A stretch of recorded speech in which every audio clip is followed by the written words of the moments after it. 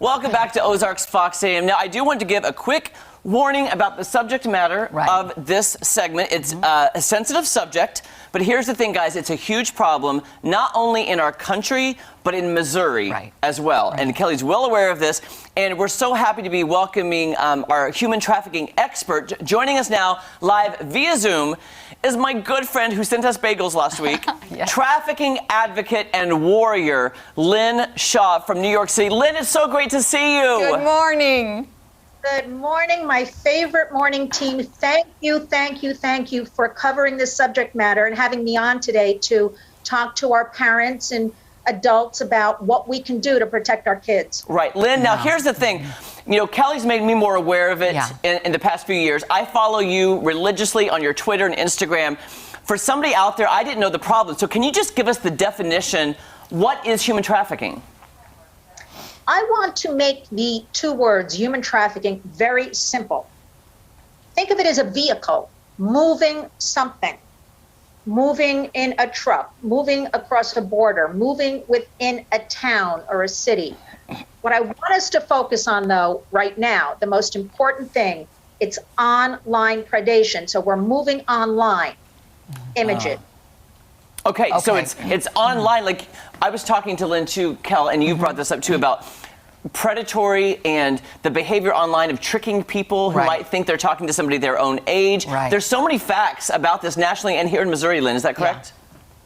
Yes. It is the #1 crime. It is listed as the #2 crime, but my law enforcement officials, my sources, a lot of them tell me it's now rivaling the drug trade. And you might say, why? Why is this allowed with children in particular?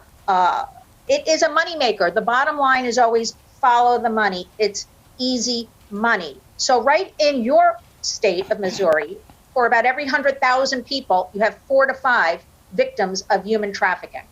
Wow. Oh my goodness. Yes, and we want to help, Lynn. So what is it that we can do, first and foremost, to help this problem locally and otherwise? The problem of trafficking is so overwhelming that we need to become warriors and truly start in our own homes, in our own communities. And we can do a couple of very easy things. You need to take your children's devices. You need to put safety filters. You need to monitor them. A lot of parents, over 60%, admit they don't know what their kids are doing on phones, on tablets, on laptops. Add those safety filters. And there's plenty of free resources out there. Protect Your Eyes is a great website. Protect Young Minds, enough.org. They will walk you through step by step. That, to me, right now, is the #1 thing in our own homes. We put the safety filters. And #2, we need to engage our children, make them our partners, inoculate them, tell them this is wrong if somebody sends them a sexual image or sexual words. This is a crime. We need to have open communication, and the kids can handle it, and they're looking for us for guidance. What is some of the ways, too, because I'm thinking, like, how do you even approach this conversation, again, with a child, if they think they're talking to somebody who's also 12 years old? You know, there's those grooming practices where they know what they're doing. They're grooming these kids for the future to, you know, take those images and share them on different sites. How do you even open that conversation? And if you think somebody's involved, how do you even start that conversation? We need to, again, remove the embarrassment and just do it. Because I guarantee you, everything is showing these predators, these people are getting to our children before we're getting to them. So you need to sit down and have the conversation. You need to say, you know, age appropriate. You just gear your conversation. If it's a 7-year-old, if some kind of image online comes to you, tell mom or dad right away, or your teacher or that trusted adult, because that is a crime. If they send you even the sexy, you know, words, I'll show you mine, you show me yours, things like that. This is how it starts. And what's happening is the children are very vulnerable, especially in the last year during COVID, where we're spending our lives online, where most schools have been online. The predators are always one step ahead of everybody. You need to just do it. You need to sit down and very gently and firmly We need to inoculate these kids against this. Well, kids don't know what's good for them, obviously. So that's why you're protecting them from the outside world, and you're also protecting them from other things that they could get a hold of when you're watching what they're seeing, whether it's things that are inappropriate for them as far as movies or even other pictures, pornography and things like that. Not even just someone talking to them and trying to draw them in, but you're protecting them, the outside world, and then from the kids from getting to some of these things that they shouldn't see.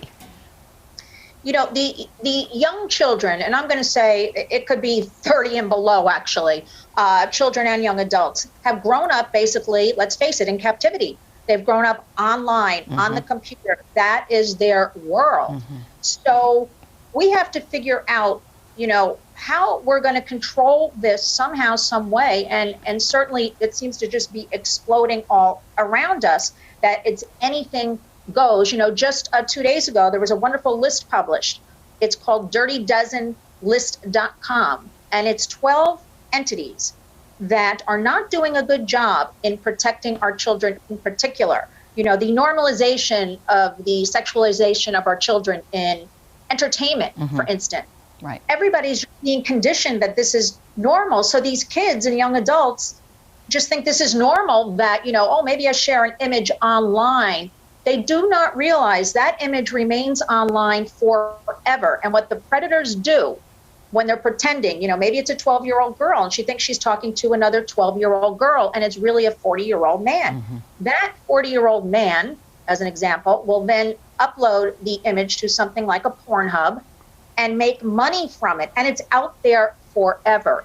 So big tech is not doing a good job in protecting everybody right now. So we have to step in and be the warriors and do it ourselves. You know, Lynn, too, you brought up a lot of great things. Like, you're on the national scene, but you've got a lot of great information about here in Missouri, like how it affects, because sometimes I think, Lynn, I'll be honest with you, oh, that's a far away problem. Yeah, right. That's not happening here, because I live in my happy bubble in Missouri thinking, oh, that's got to be a New York or California problem. It's an issue right here in Missouri. Well, Kelly and Jeremy, let me share with you, I live in the middle of New York City. And people say to me almost on a daily basis, that doesn't happen here. Oh, so wow. that's the first thing. People always think it's some foreign country, some foreign land. When it's happening, I guarantee you, every town, city, and rural area across the United States. And again, I want to keep pushing. It's now become an online problem. It's no longer out on the streets. It's right in our own homes. And that is why we have to really take control of this. Law enforcement is overwhelmed. They don't have enough resources. There are wonderful groups right by you. You've got the Project Rescue. You've got Stand Against Trafficking in your own neighborhood. You've got the Child Advocacy Center, and also the Salvation Army, which is near you, doing wonderful work, not only with this human trafficking, but with domestic violence. You know, they piggyback onto each other. And again, I'm all about, we start in our homes, we start in our own communities. That's the only way to intervene, to help what's going on, and also to prevent new victims. Right. And Jeremy and I, neither one have children. So our job, if we want to get involved, which I do, and I think you do too, absolutely, is to educate parents. I am a broken record, and it is simply raise awareness and educate. And if we reach one person a day, then we have done our job. And the best way to do that is, for instance, to use your social media platforms for good. Spread a fact. You know, just spread one fact. You know, spread a picture of a missing child. If you go to missingkids.org, based out of Washington, D.C., it's the clearinghouse for our country of all the missing children. And I went on the other day and just put in Missouri. And it's heartbreaking. Pages and pages of missing children. If you just repost, they have it all set up for you. All you do is share the tweet, share it on Facebook. Did you see this child? If you do that, you've done your job. Lynn, every little. Lynn, we appreciate you so much. Now, I know you have a great social media following as well, and it's Lynn's Warriors on Instagram and Twitter, correct? And you're on Facebook as well?